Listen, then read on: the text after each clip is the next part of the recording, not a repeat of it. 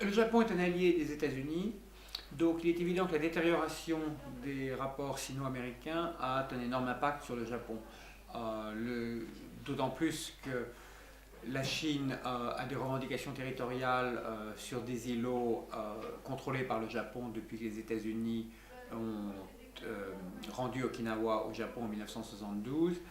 Et la plupart des dirigeants japonais souhaitent renforcer leur alliance avec les États-Unis pour faire face à ce qu'ils considèrent un défi chinois.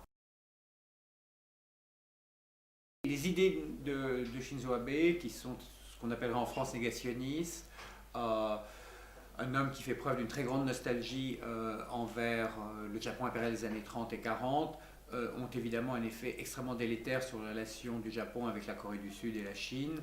Euh, Quand le Premier ministre déclare à la Diète qu'il n'est pas sûr que l'on puisse vraiment considérer que le Japon a envahi ses voisins dans les années 30 et 40, il est évident que pour l'opinion publique sud-coréenne et donc pour les dirigeants sud-coréens, la Corée étant une démocratie, cela ne peut qu'envenimer la relation avec le Japon et rendre plus difficile la coopération entre les deux.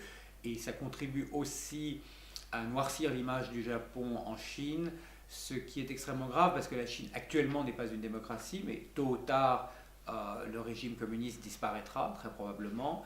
Et dans une Chine post-communiste, il faut penser à l'importance de l'opinion publique dans les processus politiques à venir.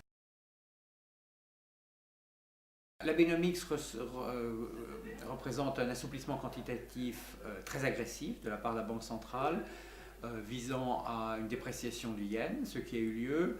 Sur le court terme, c'était très bon pour les exportateurs japonais, mais le Japon, de par la taille de son PIB, qui est énorme, de par sa géographie, son histoire, sa politique commerciale, est une économie qui est beaucoup moins ouverte que celle, disons, des petits pays européens qui ne sont pas dans la zone euro. Je prends la Suisse comme exemple. Donc, l'impact d'une dépréciation de la devise est moins perceptible sur l'économie. Et deuxièmement, dans le Japon a une politique fiscale qui n'est pas contre-cyclique, mais presque pro-cyclique, puisque en situation comme qui reste les en stagnation, on va augmenter l'équivalent japonais de la TVA. C'est en fait une politique un peu bancale.